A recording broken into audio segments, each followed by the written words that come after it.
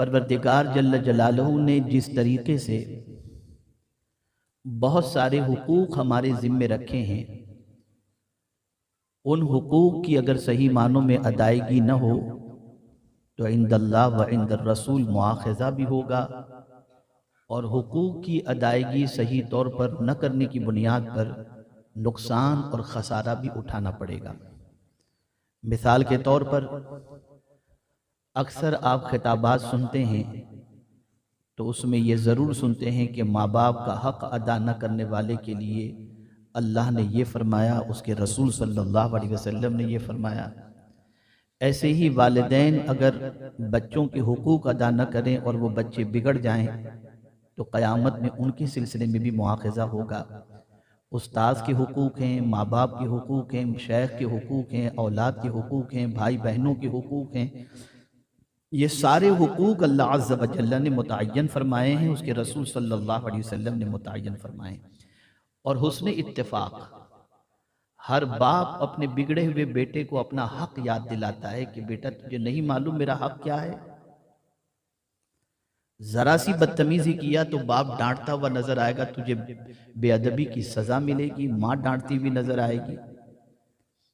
तो जिस तरीके से हक तलफी की सजा है, मौजूदा दौर में भी मुसलमानों ने कुरान की जो हक तलफी की, उसकी सजा यह है कि आज मुसलमान ज़वाल पजीर है। अल्लाह ने कुरान के भी हुकूक मुतअय्यन फरमाए, जब तक कि उसके हुकूक सही तौर पर आप अदा न करेंगे, कामयाबी और कामरानी आपके कदमों का बोसा नहीं ले सकती। मौजूदा दौर का इंटेलेक्चुअल, पढ़ा लिखा दानिश्वर ये कहता हुआ दिखाई देता है कि मुसलमानों की ज़बूहाली और बर्बादी का सबब यह है कि मुसलमान जहालत की वादियों में भटक रहा है, मुआशी तंगदस्ती का शिकार है, बेराह रवी का शिकार है, माँ बाप के हुकूक की अदायगी सही तौर पर नहीं करता, गुर्बत की चक्की में पीसा जा रहा है और इस्लामिक वैल्यूज़ की कद्र नहीं करता, जिसकी बुनियाद पर आज का मुसलमान ज़बूहाली का शिकार है। लेकिन अगर एक शेर के अंदर सारी तबाही की वजह को मैं बता दूं तो आपकी समझ में ये बात अच्छी तरीके से आ जाएगी। और कहने वाला वक्त का मुफक्किर अपने शेर के अंदर कहता है, वो जमाने में मुअज़्ज़ज़ थे मुसलमान होकर, आज हम ख्वार हुए तारीके कुरान होकर। हमारी ज़ुबूहाली का सबब, हमारी बर्बादी का सबब, हमारी तबाही का सबब अल्लाह की किताब से लाताल्लुकी है और अल्लाह की किताब के हुकूक की अदायगी न करना है।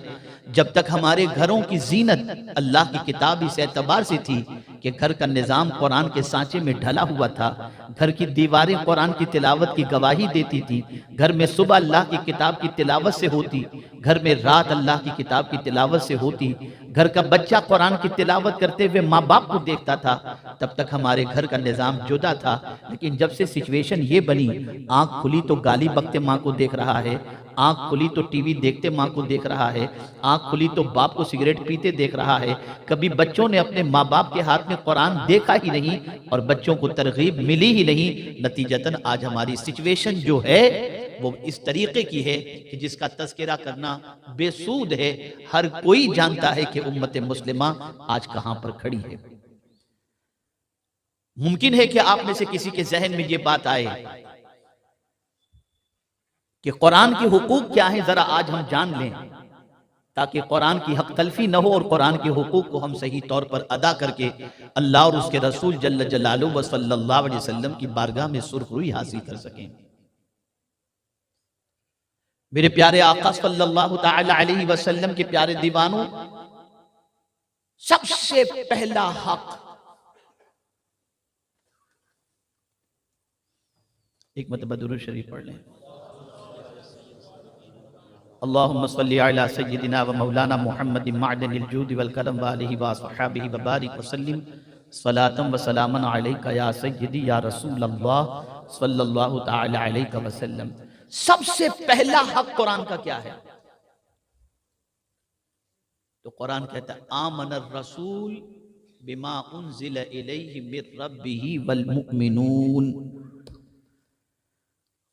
जो कुछ रसूल आज़म सल्लल्लाहु तआला अलैहि वसल्लम पर अल्लाह की तरफ से नाजिल हुआ, उस पर अल्लाह के रसूल भी ईमान लाए और मोमिनीन भी ईमान लाए।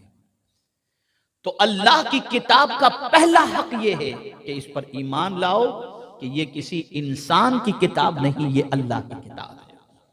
ये यकीन रखो, ये ईमान रखो।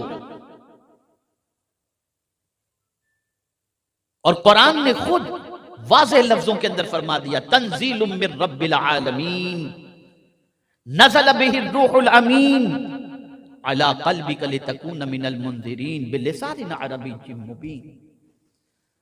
अगर आप कुरान के बारे में जानना चाहते हो कि ये किताब आई कहां से, तो कुरान खुद अपना इंट्रोडक्शन करा रहा है कि ये किताब किसी घर में बैठ करके चंद लोगों ने बैठ करके नहीं लिखी, बल्कि ये किताब तंज़ीलुम मिर रब्बिल आलमीन, ये सारे जहां के पालनहार की तरफ से नाजिल होने वाली किताब है। फिर ये कैसे नाजिल हुई? नज़ल बिहिर रूहुल अमीन, अल्लाहु अकबर। रूहुल अमीन के जरिए ये नाजिल हुई। ये रूहुल अमीन से मुराद कौन है? हजरत जिब्रील अमीन अलैहिस्सलातु वत्तस्लीम। अब आप देखें, हजरत इसराफील को अमीन नहीं कहा जाता, हजरत मीकाईल को अमीन नहीं कहा जाता, हजरत इज़राइल को अमीन नहीं कहा जाता, लेकिन जब बात हजरत जिब्रील की आती है तो फौरन दुनिया कहती है जिब्रील अमीन। अमीन कहने की वजह यह है कि जिस तरीके से अल्लाह ने किताब नाजिल फरमाई, बिल्कुल उस अल्लाह की अमानत को वैसे ही लेकर मदीने के ताजदार की बारगाह में हाजिर आए और कोई कमी बेशी उन्होंने नहीं की। इस अमानत का भरपूर ख्याल रखा तो मेरे करीम ने उनको अमीन का लक़ब अता फरमा दिया। नज़ल बिहिर रूहुल अमीन।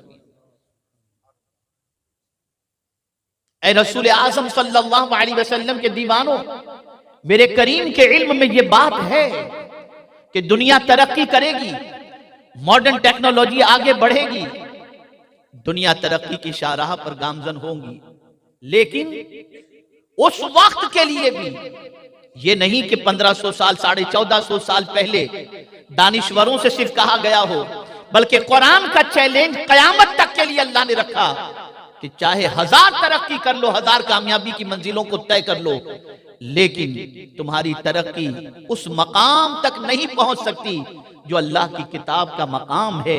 सुन लो, तुम्हारी तहकीक ये तो हो सकती है, तुम आसमान के अंदर उड़ सकते हो, स्पेस पर कदम रख सकते हो, तुम चांद की जमीन पर कदम रख सकते हो, ये सारी चीजें कर सकते हो, लेकिन दुनिया के सारे साइंटिस्ट मिल करके भी अगर कुरान की एक आयत जैसी आयत बनाना चाहें तो साइंटिस्ट के लिए, पढ़े लिखे के लिए ये पॉसिबल है ही नहीं, इसलिए कि अल्लाह का कलाम अल्लाह का कलाम है और बंदे का कलाम बंदे का कलाम है। तो ये ईमान लाओ कि ये अल्लाह की किताब है। अल्लाहु अकबर। इस पर ईमान रखो, पुख्ता ईमान। और अभी वसीम रजवी के जरिए आपने सुना होगा, ये चंद आयतें निकाल दो, ये करो वो करो, इसके जैसे करोड़ों पैदा होकर के मर जाएंगे, कुरान में कोई तब्दीली कभी हो ही नहीं सकती, इसलिए कि इस किताब की हिफाजत का जिम्मा मेरे करीम ने लिया है। ऐ रसूल गिरामी वकार सल्लल्लाहु अलैहि वसल्लम के दीवानों, जैसा कुरान नाजिल हुआ उसी असली शक्ल के अंदर आज भी कुरान मौजूद है। और अफसोस मैं उन मुसलमानों पर करता हूं जिनकी पोजीशन ये है कि अल्लाह की किताब को वो दर्जा नहीं देते जो इस किताब का दर्जा है और जो इस किताब का मकाम है। तारीख उठा करके देखो,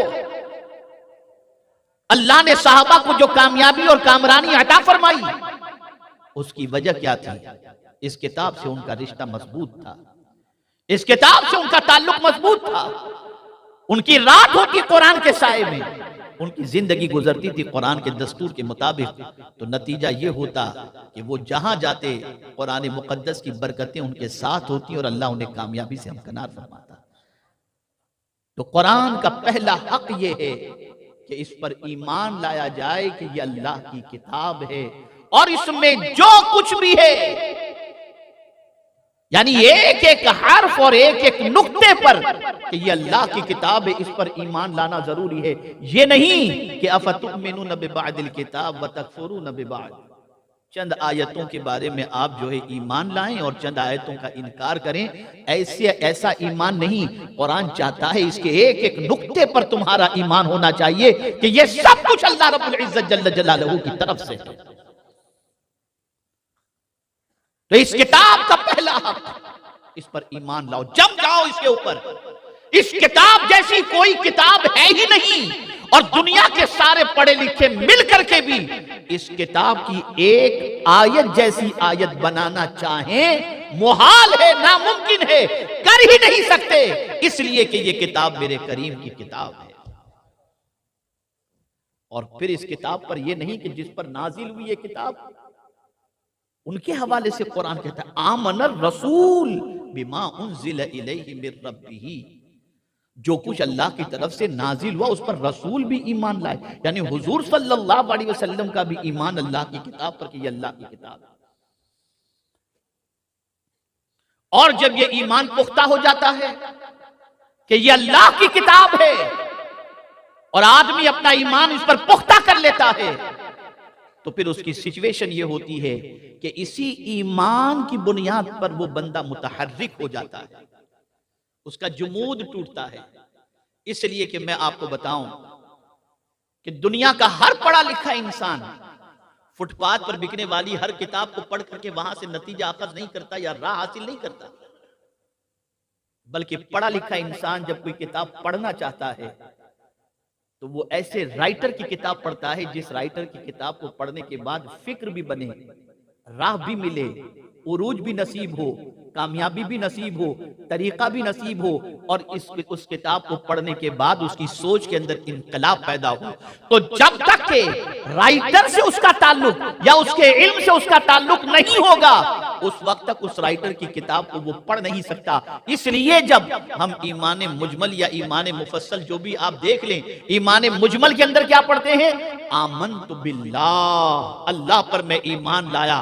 तो जब आप अल्लाह पर ईमान लाए तो मैं एक सवाल आपसे पूछना चाहता हूं, दुनिया के दानिश्वर को आपने तस्लीम कर लिया, दुनिया के आपने जियोलॉजिस्ट को तस्लीम कर लिया, दुनिया के साइंटिस्ट को आपने तस्लीम कर लिया, दुनिया के इकोनॉमिस्ट को आपने तस्लीम कर लिया, दुनिया के पढ़े लिखे को आपने तस्लीम कर लिया। आइए थोड़ा सा मजहब से करीब करते हुए मैं अर्ज करूं, इमाम बुखारी को आपने तस्लीम कर लिया, तो बुखारी को कुरान मुकद्दस के बाद सबसे सही किताबों में से किताब तस्लीम करने के लिए तैयार हो गए। तो मैं आपसे पूछना चाहता हूं कि रसूल आजम के दीवानों, जब इमाम बुखारी की अजमत को तस्लीम करने के बाद बुखारी को तुम जब वो अजमत देते हो, तो मुझे बताओ अगर रब से ताल्लुक मजबूत हो जाए तो अल्लाह की किताब की कितनी अजमत हमारे दिल में होगी। आज अगर हमारे दिल में अजमत कुरान की किल्लत है तो उसकी सबसे बड़ी वजह यह है कि ताल्लुक बिल्लाह हमारा कमजोर हो चुका है।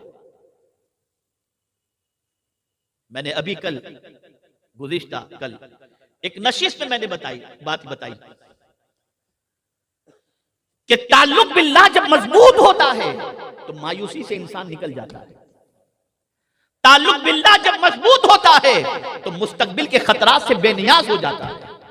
ताल्लुक बिल्लाह जब मजबूत होता है तो बंदा बेरोजगारी के तसव्वुर से दूर निकल जाता है। ताल्लुक बिल्लाह जब मजबूत होता है तो बंदा हर खौफ से बेनियाज होकर के अपनी जिंदगी गुजारता है। इसे मैं कुरान की रोशनी में थोड़ा सा समझा दूं।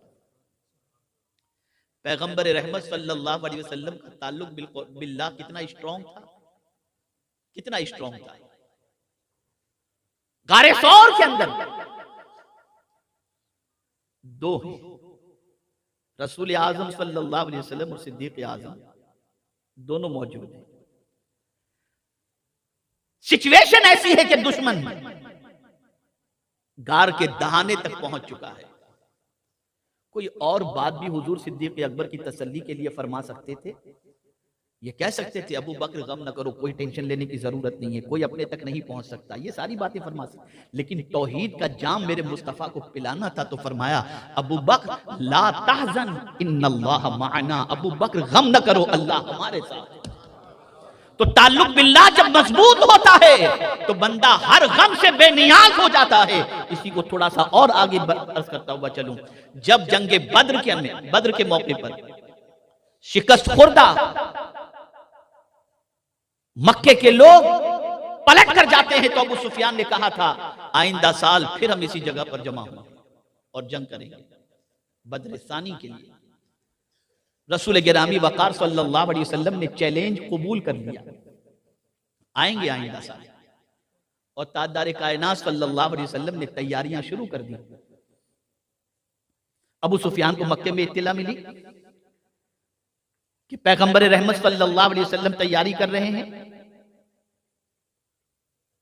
अब अबू सुफियान उस जंग को टालना चाहते थे, इसी तरह से टल जाए, और डर भी था कि रसूल आजम सल्लल्लाहु अलैहि वसल्लम से जंग करेंगे। अभी वो आगोश इस्लाम में कदम नहीं रखे थे, तो सोचते हैं कि जंग करेंगे तो वापस शिकस्त ना हो जाए, लेकिन जग हंसाई न हो, जग हंसाई न हो, उसके लिए कोई तो हरबा इस्तेमाल करना पड़ेगा।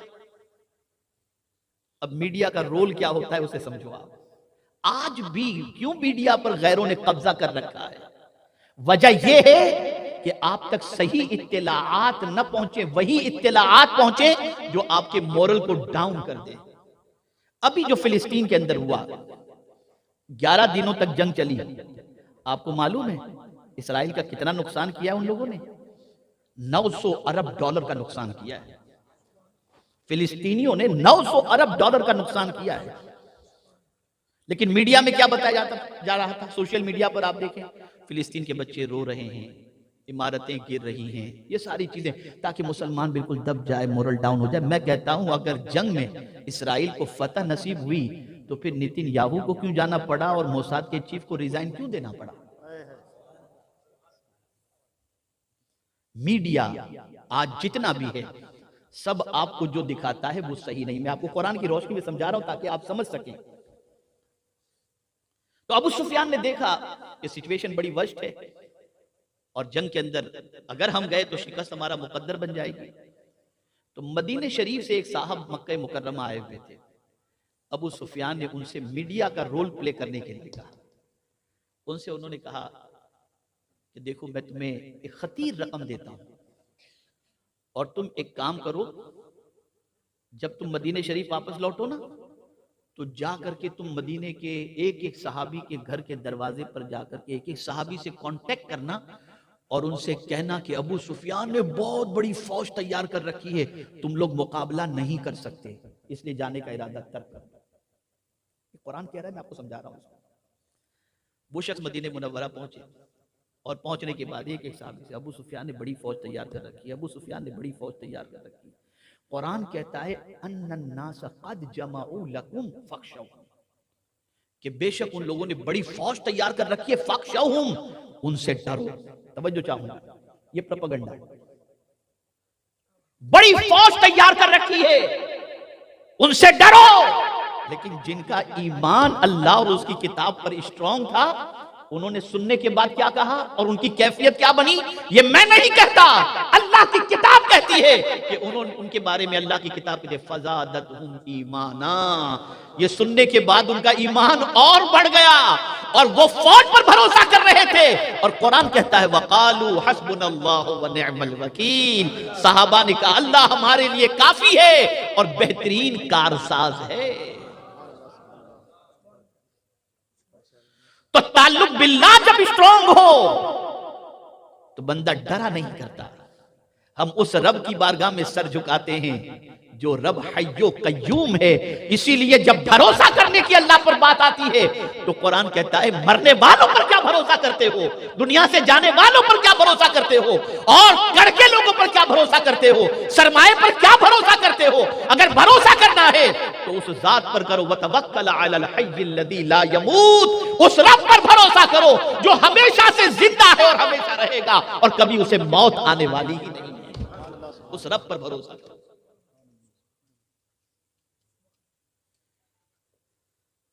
तो जब अल्लाह पर हमारा कामिल तवक्कुल हो जाए, ईमान बिल्लाह हमारा मजबूत हो जाए, तो फिर हमारी कैफियत ये होगी कि हमारा उठना भी कुरान के साए में, बैठना भी कुरान के साए में, लेटना भी कुरान के साए में, चलना भी कुरान के साए में और उठना भी कुरान के साए में।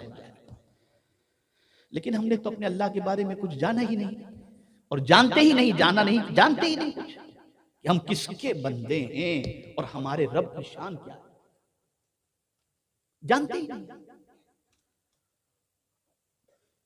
तो जब उस रब की अजमतों को जानोगे, पढ़ोगे, समझोगे, तो आम इंसान के हवाले से जब तुम्हारा ताल्लुक और तुम्हारा गुमान ये हो जाता है कि ये तो बहुत बड़ा राइटर है, तो फिर उसकी किताब चाहे कितनी ही महंगी क्यों ना हो, तुम खरीद कर उससे रहनुमाई हासिल करते हो। तो जब अल्लाह पर तुम्हारा ईमान पुख्ता हो जाएगा तो फिर किसी और तरफ तुम्हारी तवज्जो नहीं होगी, तुम्हारी तवज्जो अल्लाह की किताब की तरफ हो जाएगी, अल्लाह की किताब की तरफ। साहबा का यही हाल रहा, खुद रसूल गिरामी वकार सल्लल्लाहु तआला अलैहि वसल्लम की यही कैफियत रही। हमने कुरान पर ईमान किस एतबार से लिया? एक बरकत वाली किताब, बस। माल में बरकत, जिंदगी में बरकत, खाने में बरकत, दुकान में बरकत, मकान में बरकत, और मरने वाला मरा तो उसके इसाले सवाब के लिए कब्र में बरकत, बस। इसके अलावा क्या है? क्या ताल्लुक है हमारा कुरान से? वजह यह कि हम कुरान के हुकूक नहीं जानते। क्यों दुनिया घबरा रही है? आपको शायद नहीं मालूम, ये गानों का सिस्टम जो इतनी तेजी से चल रहा है कि कार में गाने, फ्लाइट में गाने, बस में गाने, ट्रेन में गाने, बच्चे नौजवान जो हैं उनके मोबाइल के अंदर गाने, ये गाने इतने आम क्यों किए जा रहे हैं? कुरान से रोकने के लिए। दुनिया जानती है कि अगर कुरान की आवाज उतर गई इनके दिलों के अंदर तो ये फौलाद जैसे ताकतवर बन जाएंगे, इनका मुकाबला दुनिया की कोई ताकत नहीं कर सकती। कल भी इनकी सोच यही थी, आज भी इनकी सोच यही है, कल भी उनका हरबा वही था, आज भी उनका हरबा यही है। क्या आपने कुरान में नहीं पढ़ा? जब साहबा कुरान पढ़ते तो लोग शोरो गुल करते ताकि कुरान की आवाज उनके कानों तक न पहुंचे, डरते थे कि कुरान सुनेंगे तो ईमान ले आएंगे। कुरान कह रहा है वक़ाल अल्लज़ीना कफ़रू ला तस्मऊ लिहाज़ल कुरआन वलग़ौ फ़ीह।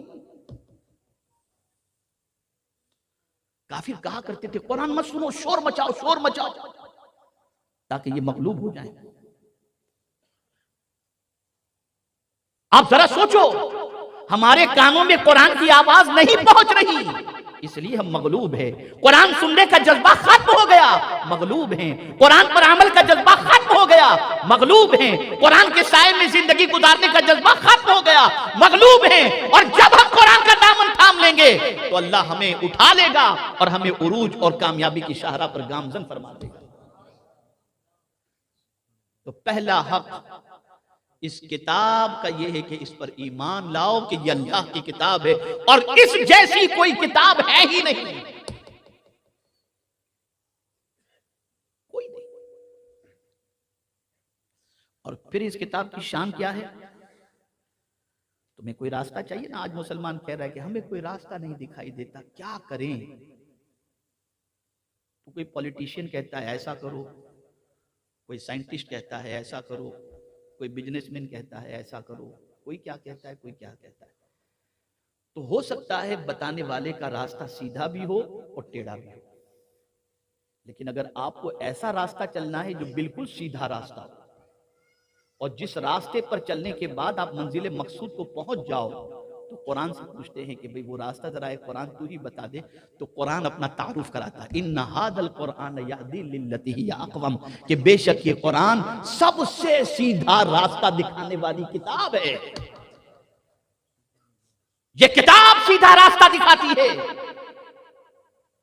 इस किताब की गाइडलाइन को फॉलो करने वाला इंसान, उसकी फैमिली लाइफ भी बेहतर हो जाती है, इकोनॉमिक लाइफ भी बेहतर हो जाती है, स्टूडेंट लाइफ भी बेहतर हो जाती है, मुआशरती जिंदगी और सोशल लाइफ भी उसकी बेहतरीन हो जाती है अगर वो अपनी जिंदगी को कुरान की रोशनी के मुताबिक चलाए। तो इसलिए कि ये किताब सीधा रास्ता दिखाने वाली किताब है, और सीधा ही नहीं, सबसे सीधा रास्ता दिखाने वाली किताब है।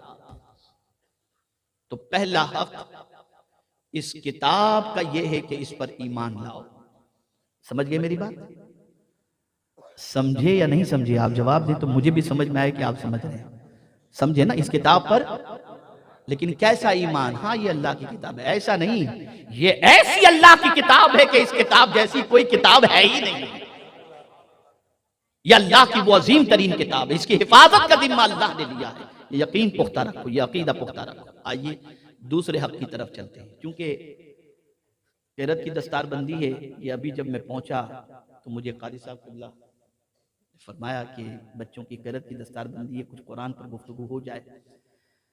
मैंने मिजाज और सोच ये बनाई थी कि आज वालिदैन के बारे में बताता, ताकि आप ये महसूस कर सकें कि जो आज रोज़ी में तंगी जो मुसलमानों के अंदर नज़र आ रही है उसकी वजह क्या है।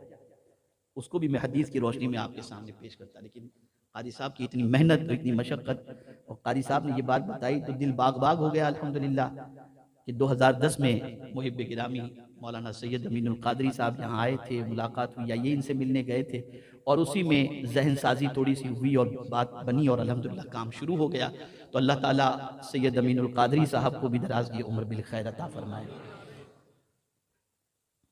तो फिर मैंने सोचा कि चलो, तो मैंने इनसे कहा कि मुझे 5 मिनट दे दीजिए, मैं थोड़ा सा सरसरी तौर पर किताब के बारे में, कुरान के बारे में देख लूँ, फिर उसके बाद गुफ्तगू करता हूँ। खैर, तो पहला हक ईमान। और कैसा ईमान? ये अल्लाह की किताब है, इसमें कोई तब्दीली नहीं हो सकती, ये यकीन रखिए। 5 करोड़ भी अगर वसीम रजवी जैसे पैदा हो जाएं, कुछ नहीं कर सकते, कुछ नहीं कर सकते। और चांद पर कमंदे डालने वाले हजारों साइंटिस्ट पैदा हो जाएं, लेकिन कुरान की एक आयत जैसी आयत ला नहीं सकते, इसे ज़हन में रखिए। अब कुरान का दूसरा हक, उसकी तिलावत करना है। क्या है? बोलिए। कुरान की तिलावत करना, ये दूसरा हक है।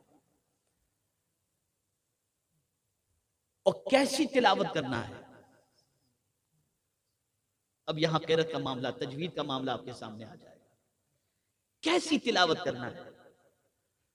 मजहूल, तजवीद के बगैर, बगैर तरतील के नहीं, बल्कि इस कुरान की तिलावत करनी है वरत्तिलिल कुरान तरतीला। ये कुरान का फैसला है। और साथ ही साथ इस किताब की तिलावत को अपनी जिंदगी में ऐसी शामिल कर लो कि परवरदिगार जल्ल जलालहू कुरान मुकद्दस में इरशाद फरमाता है यतलूनहु हक़्क़ तिलावतिही, कि उस तरह से तिलावत करते हैं जैसे तिलावत करने का हक है। और तिलावत का हक क्या है? मारूफ तरीके से आप कुरान पढ़ें, मजहूल तरीके से। मैं तो कभी कभी डरता हूं कि जब कभी मैं जिक्र कराता हूं और उस वक्त जब ये पढ़ाता हूं अस्तगफिरुल्लाह रब्बी मिन कुल्लि ज़ंबिन व अतूबु इलैह, तो बहुत सारे अतूबु की जगह अतूबु पढ़ लेते हैं। अतूबु के माने तौबा के होते हैं कि मैं तौबा करता हूं उसकी तरफ, और अतूबु के माने क्या होता है? इताब के होता है, अल्लाह के कहर और गज़ब का होता है। मुबारकबाद के मुस्तहिक हैं वो बच्चे जिन्होंने क़िराअत का कोर्स कंप्लीट किया। मैं कहता हूं अपने बच्चे को अंग्रेजी फटफट बोलने के लिए तैयारी करवाने वालों और उस पर फख्र करने वालों, सबसे पहले कुरान तजवीद के साथ पढ़ना सीखो भी और सिखाओ भी। इसलिए कि तुम अगर अंग्रेजी में और तुम्हारी औलाद अंग्रेजी में गुफ्तगू करेगी तो दुनिया का पढ़ा लिखा इंसान कहेगा बहुत अच्छी इंग्लिश बोलता है, बड़ा अच्छा पढ़ा लिखा इंसान लगता है, बड़ा बेहतर इंसान लगता है। लेकिन अगर तुम्हारा बच्चा सही मानों में कुरान पढ़ रहा है तो कोई तुम्हारे बच्चे को अच्छे की सनद दे या न दे, मदीने के ताजदार सनद दे रहे हैं और फरमाते हैं खैरुकुम मन तअल्लमल कुरान व अल्लमा, तुम में सबसे बेहतर वो है जो कुरान सीखे और कुरान सिखाए। तो सादिक मसदूक सल्लल्लाहु अलैहि वसल्लम बेहतरी की सनद अता फरमाते हैं। तो तिलावत तजवीद के साथ करो और सीखो, वक्त निकालो, जाओ, पैसा खर्च करो, 2 हुफ़ाज़ व कुर्रा को अच्छा नजराना और अच्छी तरीके से टाइम स्पेंड करके अपने आप को भी और अपने बच्चों को भी उनके पास सीखने के लिए ले जाने की कोशिश करो। जब तक कि ये मिजाज नहीं बनेगा तो सिर्फ बिरयानी खा लेने से और घर में किताब को, अल्लाह की किताब को बुलंदी पर रख देने से इस किताब का हक अदा नहीं होगा। इस किताब का हक ये है कि इस किताब को अच्छी तरीके से पढ़ना सीखो और इसकी तिलावत करो। रहमत आलम नूर मुजस्सम सल्लल्लाहु अलैहि वसल्लम ने इरशाद फरमाया वो घर कब्रिस्तान है जिस घर में कुरान की तिलावत नहीं होती, वो घर कब्रिस्तान है। और अल्लामा इस्माइल हक्की रहमतुल्लाह ताला अलैह ने मोहब्बत रसूल की अलामत के हवाले से फरमाया कि मोहब्बत रसूल की एक अलामत यह है कि बंदा कुरान की तिलावत से दिलचस्पी लेने लगता है। ये एक मोहब्बत रसूल सल्लल्लाहु अलैहि वसल्लम की ये भी एक अलामत है कि बंदा कुरान की तिलावत कसरत से करता है। अरे इसकी तिलावत का हाल ये है कि जिस पर यह किताब नाजिल हुई उस रसूल से मेरा मौला फरमाता है उतलू मा उहिया, तिलावत करो जो कुछ मैंने तुम पर वही की है। तो खुद रसूल आज़म सल्लल्लाहु अलैहि वसल्लम इस किताब की तिलावत करते। यहां थोड़ा सा करेक्शन कर दूं, बुरा लगाने की कोई बात नहीं है, और लगे तो दूसरी मर्तबा मुझे बुलाइएगा नहीं, लेकिन आप समझो, हमें कोई वजीफा दे दिया जाता है, पीर साहब ने दे दिया, उस वजीफे की बरकत अपनी जगह पर है, उससे इनकार नहीं। लग गए, सुबह उठकर नमाज पढ़ें कि न पढ़ें, पहले वो पढ़ कर जाते हैं। लोहे कुरानी को देख करके हम दुकान पर जाते हैं, क्या तो माल में बरकत हो। ऐसा होता है या नहीं होता? जवाब दें आप भाई, जवाब दीजिए, है ना? करते हैं ना? सबके वजीफे को आप कबूल कर रहे हो, नबी के वजीफे को कब कबूल करोगे? जरा उस तरफ भी तो तवज्जो रखो।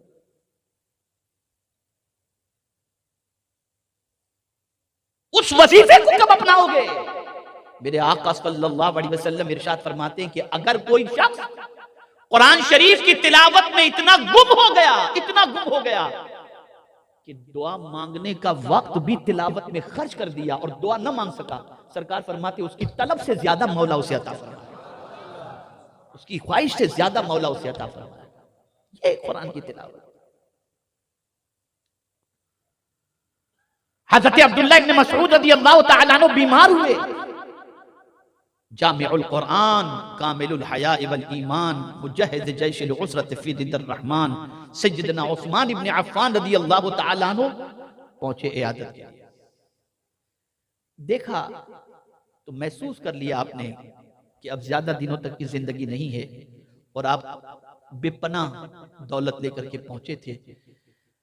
इरशाद फरमाया, अब्दुल्ला ये तुम्हारे पास रखो, तुम्हें कुछ हो गया तो तुम्हारी बच्चियां हैं, उन्हें ये रकम काम आएगी, उन्हें ये रकम काम आएगी।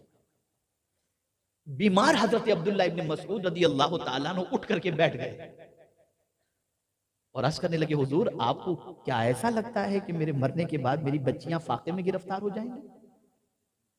खुदा की कसम, मेरी बच्चियों के घर में कभी फाका आ ही नहीं सकता।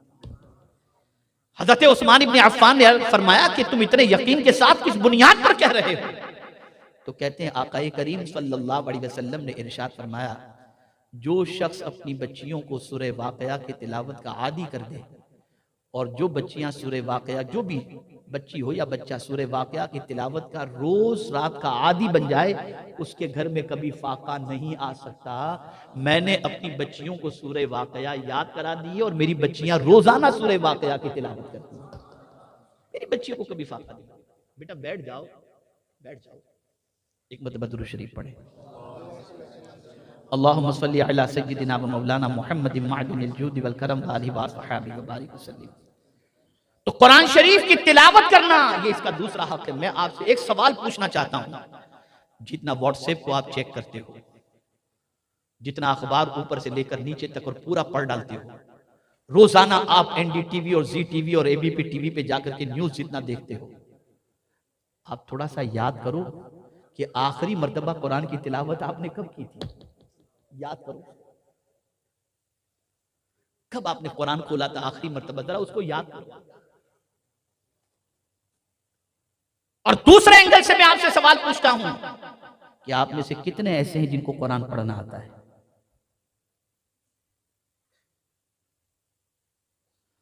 तो मुझे बताओ, जिस किताब से आपका ताल्लुक इतना कमजोर हो कि उसे पढ़ना भी आपको नहीं आता, फिर उरूज के ख्वाब देख करके क्या फायदा?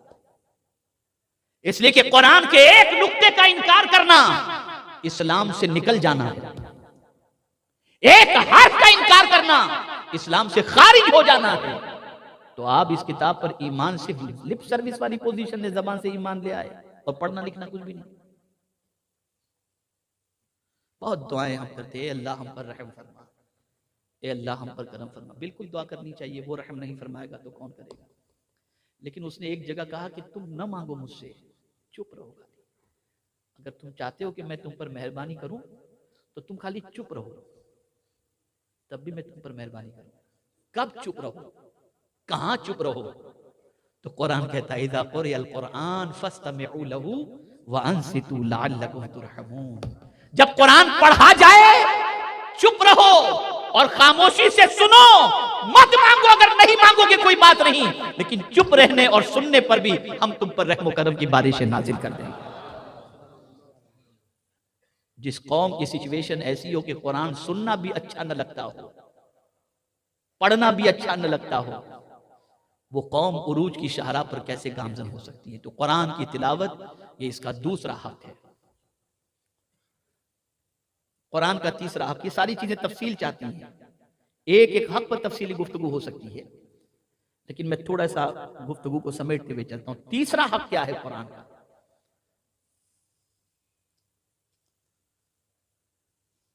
कुरान शरीफ का तीसरा हक ये है कि इस पर अमल करो।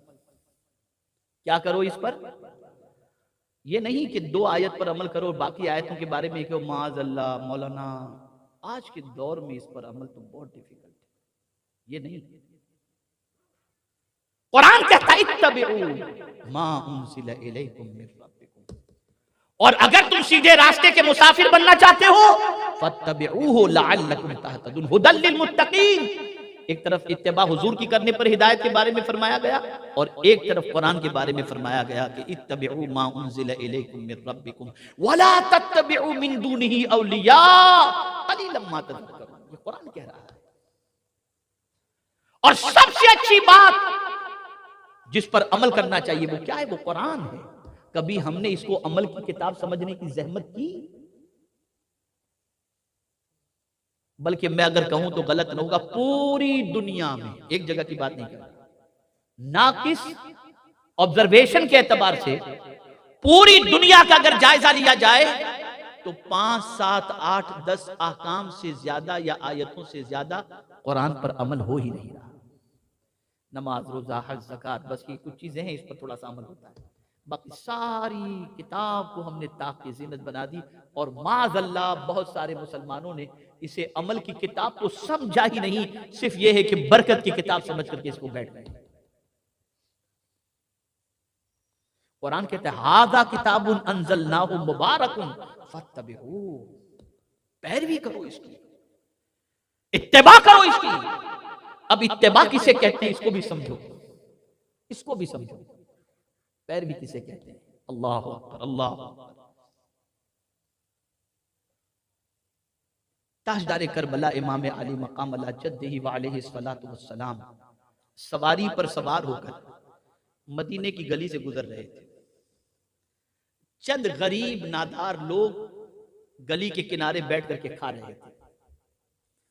उन्होंने ताजदार करबला को देखा तो अर्ज करने लगे, हुजूर आप भी हमारे साथ तशरीफ लाए।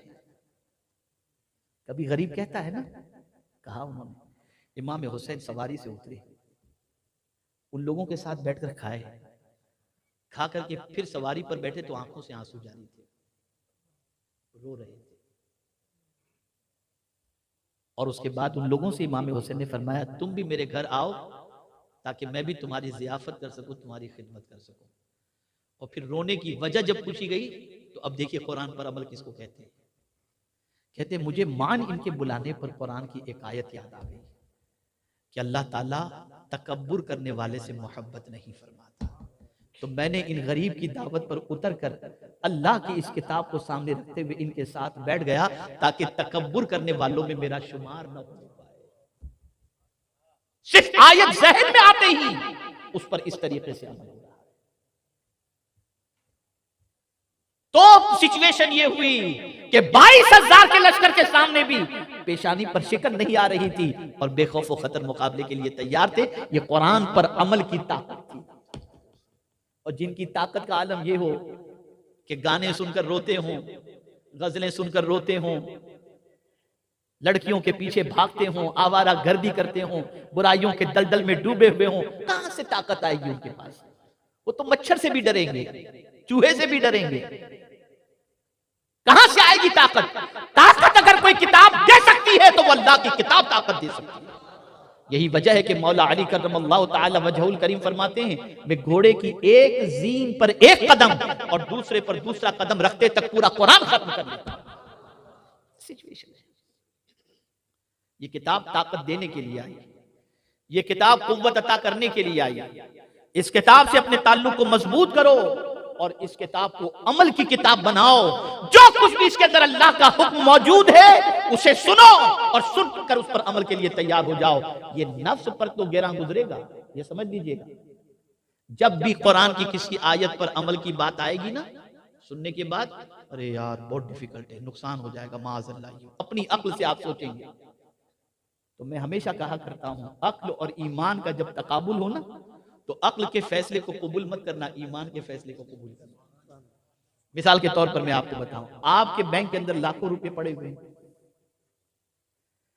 जेब के अंदर 10,000 रुपए हैं। एक जरूरतमंद गरीब जिसका बैंक बैलेंस भी नहीं है, इलाज और मुआवजे के लिए परेशान है, उसने आपसे राह चलते हुए कहा मुझे 8,000 की जरूरत है, जिनियन केस था, और आपकी जेब में 10,000 है, तो अक्ल कहेगी 8,000 मत देना, कम हो जाएंगे। ईमान कहेगा दे दे, अल्लाह ज्यादा अता कर देगा। तो उस वक्त अक्ल की बात न मानना, ईमान की बात मान करके दे देना, मौला अपने हबीब के सदक़ो तुफैल 10 गुना ज्यादा करके अता फरमाएगा। तो कुरान पर अमल की जब बात आए तो नफ्स पर अमल करना गैरां तो गुजरता है, लेकिन नफ्स की मत सुनना, ईमान पर अमल करते हुए इस किताब की पैरवी करना। इंशाअल्लाह अज़ीम इस किताब पर अमल का सिला अल्लाह दुनिया में भी अता फरमाएगा और आखिरत में भी अता फरमाएगा। कुरान के और भी बहुत सारे हुकूक हैं। मेरे प्यारे आका सल्लल्लाहु तआला अलैहि वसल्लम के प्यारे दीवानों, न वक्त में इतनी गुंजाइश है और न मजीद मैं इस पर कुछ तबसरा करना चाहूँगा, इसलिए कि बहुत हुकूक हैं कुरान के। और यूँ अगर देखा जाए तो सिमट करके अगर देखें तो कुरान मुकद्दस के 5 या 7 हुकूक हैं, उस पर आदमी को अमल करना चाहिए। 3 तो आपने समाअत फरमा लिए, ईमान, तिलावत, उस पर अमल, उस पर गौर व फिक्र और उसकी तबलीग। कुरान की तबलीग करो। बहुत मुबारकबाद के मुस्तहिक़ मौलाना सैयद अमीनुल क़ादरी साहब और हमारे क़ारी साहब क़ारी ताज मोहम्मद साहब और सुन्नी हुसैनी फाउंडेशन के जुमला अराकीन और सुन्नी दावत इस्लाम, बहुत मुबारकबाद के मुस्तहिक़ है। कुरान की तबलीग का हुजूर को हुक्म दिया गया, ये सुनो, कुरान की तबलीग का, या अय्युहर रसूल बल्लिग मा उन्ज़िला इलैका मिन रब्बिक, कुरान की तबलीग करो। हम कहाँ चले गए? हम किस चीज की तबलीग कर रहे हैं? तो इस कुरान से अपने रिश्ते को मजबूत करो, इस कुरान को ओढ़ना बिछोना बनाओ। उठो तो कुरान पढ़ते हुए, सो तो कुरान पढ़ते हुए। हो ही नहीं सकता कि कुरान की तिलावत के आदि बंदे को मेरा मौला दोनों जहां की बरकतों से महरूम रखे। मेरे प्यारे आका सल्लल्लाहु अलैहि वसल्लम के प्यारे दीवानों, कुरान समझो भी, समझना भी है, पढ़ना भी। इसीलिए कुरान के अफ़ला यतदब्बरून कुरान, ये उलमा का जब में गफीर होता है तो मुझे ये आयत भी याद आ जाती है।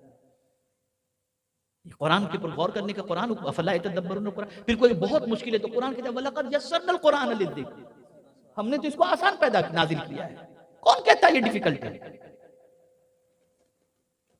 बहुत आसान है। लेकिन अफसोस, सदहज़ार अफसोस, हमने कुरान से अपने ताल्लुक को कम कर दिया, कमजोर कर दिया। आज की नशिश के अंदर, इस इज्तिमा के अंदर मेरा पैगाम तमामी हजरात को ये है, कुछ जानते हो या न जानते हो, लेकिन कुरान पढ़ना जरूर सीखो, कुरान पर अमल करना जरूर सीखो, इसलिए कि इससे दुनिया भी आपकी संवर जाएगी और इंशाअल्लाह आखिरत भी संवर जाएगी। अल्लाह ताला आका करीम रऊफ़ुर रहीम अलैहि तहिय्यतु व तस्लीम के सदक़ो तुफ़ैल हमें सबके हुकूक को अदा करने की तौफीक अता फरमाए और ख़ास तौर पर कुरान मुक़द्दस के हुकूक को अदा करने की तौफीक नसीब फरमाए। सुन्नी दावत इस्लामी से जुड़ें। इस्लामियात यानी जो हमारे मकतब कायम होते हैं इस्लामियात के नाम से, आप इस्लामियात के मुख्तलिफ